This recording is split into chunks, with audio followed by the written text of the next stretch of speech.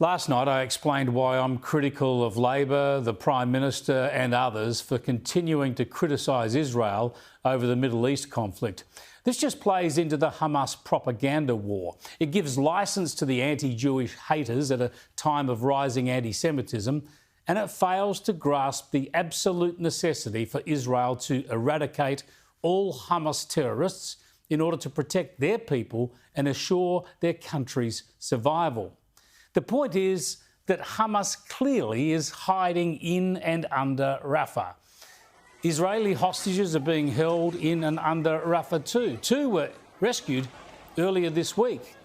And the international pressure should be on Hamas for starting this war, for killing innocents, for continuing to terrorise people, for deliberately putting the Palestinian people at risk, for using them as human shields, and for keeping the hostages, raping, terrorising and killing many of them.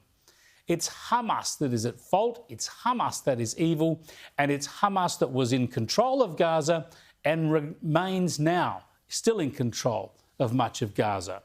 And it's Hamas that could end all this in an hour by handing back the hostages and surrendering its terrorists.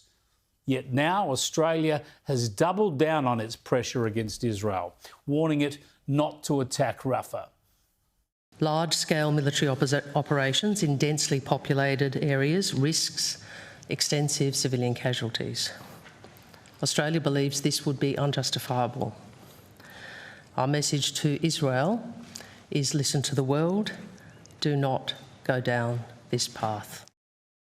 Australia trying to run Israel's war for it. And worse, Prime Minister Albanese has joined with the Canadian Prime Minister Justin Trudeau and the New Zealand Prime Minister Christopher Luxon reiterating this point. What a sorry trio. This is Australia going weak on Israel, running with the soft left, unrealistic views of the United Nations crowd. Their joint statement opens with a salvo against Israel. We are gravely concerned by indications that Israel is planning a ground offensive into Rafah. A military operation into Rafah would be catastrophic. Imagine telling an ally that has been attacked as often and as terribly as Israel that they should not fight back against their attackers. Where is the consideration that letting Hamas continue will be catastrophic? Catastrophic for Israel and for Palestinians. And where's the condemnation of Hamas for hiding in Rafah, for operating out of tunnels underneath Rafah, for putting all those civilian lives at risk by trying to use them as human shields?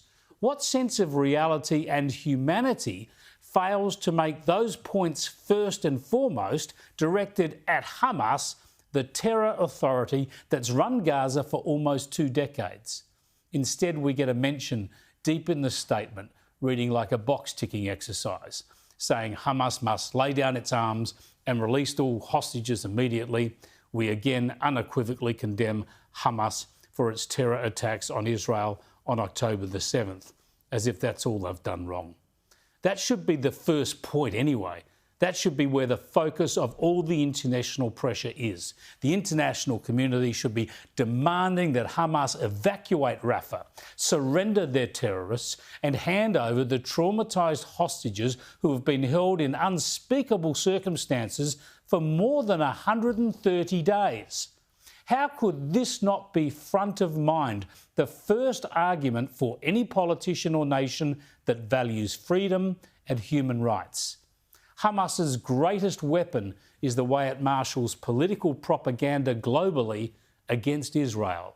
And Australia, like so many others, is being suckered down that tragic path.